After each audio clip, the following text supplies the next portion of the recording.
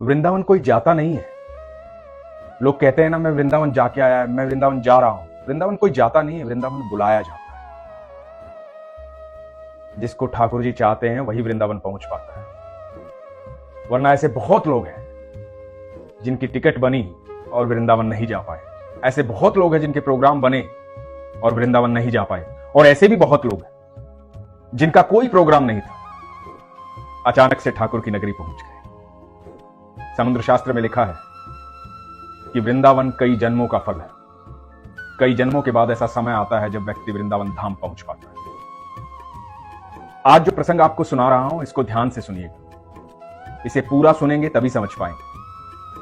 हरे कृष्ण दोस्तों, मैं हूं अनुज शर्मा। दिलीप कुमार वर्मा बिहार सुपौल में वकील हैं, वकालत करते हैं, भगवान के अनन्य भक्त हैं। एक अद्भुत किस्सा उन्होंने हमारे साथ शेयर किया। वो बताते हैं कि जगन्नाथ पुरी जाना था। पुरी जाने के लिए टिकट बुक हो गई, लेकिन किसी वजह से पुरी नहीं जा पाए। कई सारे कारण बन गए थे। शायद भगवान की तरफ से बुलावा नहीं था, पुरी नहीं जा पाए।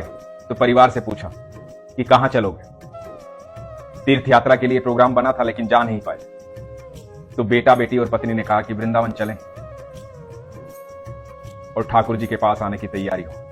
दिलीप कुमार जी ने सुना था कि भगवान को इत्र बहुत पसंद है, तो ऑनलाइन इत्र पसंद किया, जो बेहतर से बेहतर वो ले सकते थे। फिर सोचा कि कार्ट में रख देता हूं, जब जाने वाला हूंगा तब मंगवा लूंगा, नहीं तो इधर उधर रखकर भूल जाऊंगा। अब जाने का समय आ गया और ये मंगवाना भूल गए। फिर इन्होंने ऑनलाइन चेक किया तो पता लगा कि उसको आने में समय लगेगा। वहां से नहीं मंगवाया, वहां की लोकल दुकान से कहीं से इत्र लिया, रुमाल लिया और आ गए वृंदावन। वृंदावन पहुंचे। बताते हैं कि इतनी भीड़ थी, परिवार और मैं परेशान हो गए, दुखी हो गए। धक्का मुक्की भीड़, बहुत परेशान हो गए। कुंज की गलियां भरी हुई थी। अब ठाकुर के चाहने वाले तो पूरी दुनिया से आते हैं, कुंज की गलियां तो हमेशा भरी रहती है। कुंज की गलियां भरी हुई थी, भीड़ में परेशान हो गए थे। लेकिन दिलीप कुमार जी बताते हैं, जैसे ही बांके बिहारी के मंदिर पर पहुंचे, उनकी आंखें देखी तो ऐसा लगा कि उनकी आंखों से ऐसी रोशनी निकल रही है जिसने हमारी सारी थकान दूर कर दी, सारी परेशानी दूर कर दी। स्तब्ध हो गए, देखते रह गए। ईश्वर का इतना सुंदर रूप कभी नहीं देखा। वहां गोस्वामी जी ने इनकी बेटी को माला दी ठाकुर जी के पास से। इन्होंने भेंट चढ़ाई। भगवान के दर्शन करके सारी थकान दूर हो गई थी, मन अति प्रसन्न था। लेकिन बेटा मायूस हो गया, बेटे को माला नहीं मिली।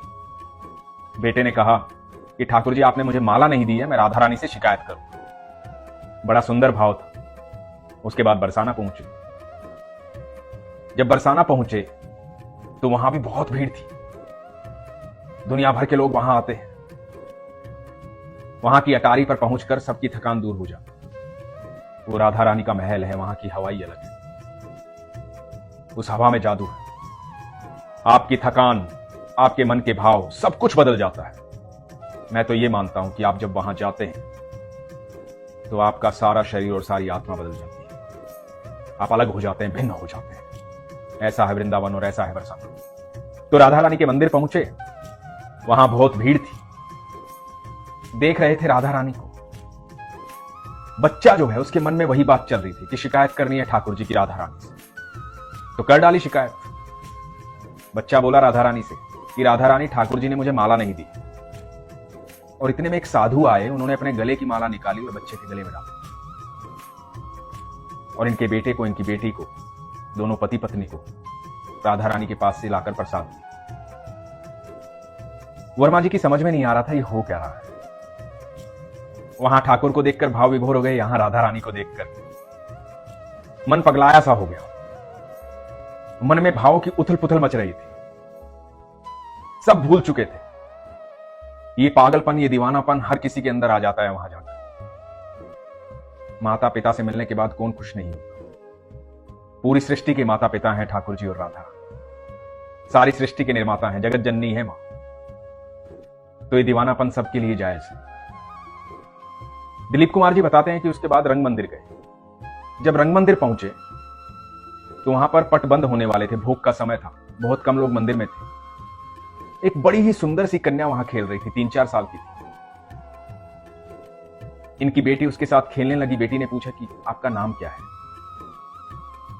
उस बच्ची ने कहा कि नाम तो मैं सिर्फ अपने गुरु को बताऊं। ये बात सुनकर बेटी भी हैरान हो गई, वर्मा जी भी हैरान हो गए। वर्मा जी बताते हैं कि उस बच्ची की आभा इतनी अद्भुत थी, अलग तेज था उसके अंदर। उसकी ऐसी मुस्कुराहट थी जैसे स्वयं राधा रानी मुस्कुरा रही। वर्मा जी उसे देख के भाव विभोर हो गए। अलग ही आकर्षण था उसके अंदर। पूरा परिवार आकर्षित था। वहां एक साधु महात्मा के साथ बैठ करके वो खेल रही थी। तो उन साधु से पूछा कि ये बच्ची किसकी? तो उन साधु ने बताया कि पता नहीं किसकी बच्ची, बस यहां खेल रही। 2-4 लोगों से और पूछा कि ये बच्ची किसकी है, तो किसी ने भी नहीं बताया कि ये बच्ची किसकी है। वहां उसके माता पिता नहीं थे, वो अकेली ही थी। 4 वर्ष की बच्ची, अलग आभा लिए हो, अलग तेज लिए हो। एक प्रकाश था उसके चेहरे में जो दिलीप जी को दिखाई दे रहा था। दिलीप जी के मन में एक भाव आया। उन्होंने बाहें फैला दी। बच्ची आकर के उनकी गोदी चढ़ गई। दिलीप जी चाहते थे उनके साथ फोटो खिंचवाना। बच्ची बड़ी नटखट थी। 3-4 बार कोशिश के बाद उन्होंने एक फोटो खिंचवा लिया। फोटो खिंचवाया, गोदी से उतारा, बच्ची के चरण स्पर्श किए। दिलीप जी कहते हैं कि मुझे लगा कि साक्षात राधा रानी मेरे पास है। चरणों में नतमस्तक हुए और वहां से वापस लौटे। पूरे परिवार के साथ वापस लौट रहे थे वृंदावन से, बरसाना से। सब जगह दर्शन किए, अद्भुत आभास हुआ। इतने में एक फोन आता है। फोन आता है ऑनलाइन सर्विस का कि आपने जो इत्र मंगवाया था वो इत्र आ गया है, आज पहुंचने वाला है। वहां से वापस ट्रेन में बैठे सोचने लगे कि मैंने तो इत्र का ऑर्डर दिया ही नहीं था, वो कंफर्म किया ही नहीं था, क्योंकि वो समय से देरी पर आना था। जब ट्रेन में बैठे तो कुरियर बॉय का फोन आया कि सर आपका पार्सल लेकर आया हूं, प्रीपेड पार्सल है, कहां पर दूं? तो दिलीप जी हैरान हो गए। प्रीपेड है मतलब पहले से किसी ने पैसे दे दिए, पर पैसे किसने दिए? मैंने तो ना पैसे दिए ना ऑर्डर किया है। तो दिलीप जी कुछ समझ नहीं पाए और दिलीप जी ने कहा कि मेरे पड़ोस में दे दीजिए। पड़ोसी से बात की, उनके यहां वो रखवा दिया। इनके मन में एक बात रह गई थी कि भगवान को अपनी पसंद का इत्र नहीं दे पाया था। वहां से इत्र लिया था, अब यहां इत्र आ गया। दिलीप जी बताते हैं कि इनके यहां ठाकुरबाड़ी है। ठाकुरबाड़ी में एक मंदिर है, वहां पर खाटू श्याम जी और बाके बिहारी का ऐसा ही विग्रह है जैसा वृंदावन में। तो ये सुबह गए, वहां इत्र चढ़ाया। पंडित जी ने इनको भी एक रुई का फोहा दिया इत्र लगा करके। मन बड़ा प्रसन्न हुआ कि ठाकुर जी ने वहां इत्र की सेवा ग्रहण नहीं की, लेकिन यहां कर। अद्भुत भाव था। आज 10-15 दिन बीत गए हैं, लेकिन ये वृंदावन से निकले नहीं। वृंदावन से कोई निकलता नहीं है, जो चला जाता है वहां का हो जाता है। वहां से सिर्फ शरीर वापस आता है, आत्मा वहीं रह जाती है। यही अद्भुत लीला है मेरे ठाकुर। वो इतना प्रेम करता है आपसे, इतना प्रेम करता है। जब आपका विश्वास हो जाता है तो आपको हर जीव में दिखाई देना शुरू हो जाता है, हर जगह दिखाई देना शुरू हो जाता है। जब आपकी आस्था मजबूत हो जाती है तो आपका हर डर निकल जाता है, हर भय निकल जाता है। किसी बात की चिंता नहीं रहती, कोई घबराहट नहीं होती, क्योंकि आपको हर समय कृष्ण दिखाई देते हैं, हर समय राधा रानी दिखाई देती है। आपको हर समय यह आभास होता है कि मेरे ठाकुर मेरे साथ हैं। नित नए चमत्कार होते हैं, नित नई लीलाएं होती हैं। आपका विश्वास होना चाहिए।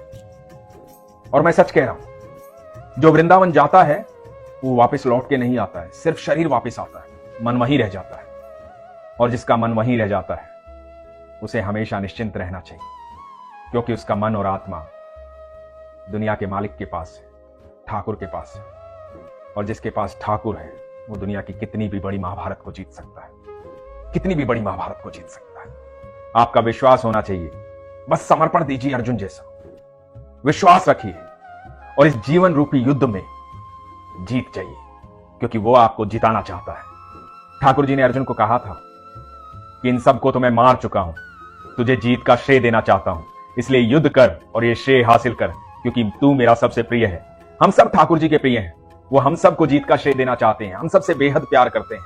हम सबके सारथी वही हैं, पूरी दुनिया को वही चला रहे हैं, पूरी दुनिया के सारथी वही हैं। पर आपका विश्वास होना चाहिए, और जब आपको विश्वास हो जाएगा आपको हर रोज अनुभूति होगी। इसलिए हमेशा कहता हूं, अपने विश्वास को मजबूत रखो, अपना ख्याल रखो। हरे कृष्ण।